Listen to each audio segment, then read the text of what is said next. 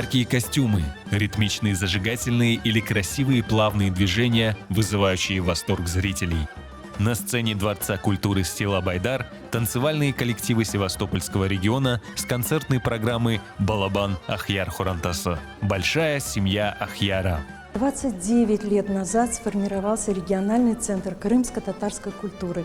Изначально это была организация сохранения крымско-татарской культуры, организация детских творческих коллективов. Сегодня праздничная концертная программа в селе Байдары. Здесь было начало, здесь работали некогда уникальные люди, которые поддерживали эту культуру на самом ее начальном этапе.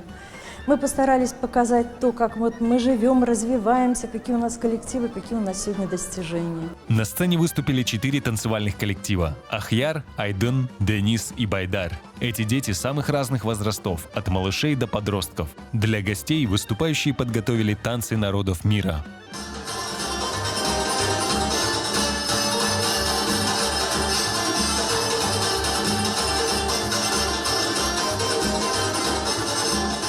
Для гостей это не только хорошие эмоции. У большинства зрителей дети занимаются в танцевальных коллективах. Поддержать их приходят целыми семьями.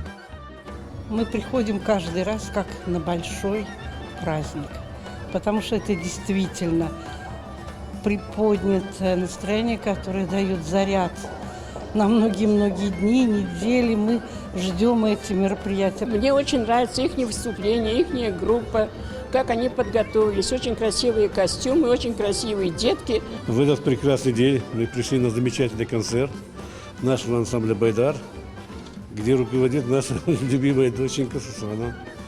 Пришли поддержать, пришли порадоваться вместе со всеми.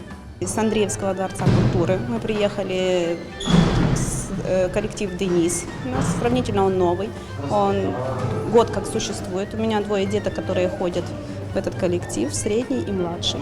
Я очень довольна, что у меня детки сюда пошли, я очень довольна нашим хореографом.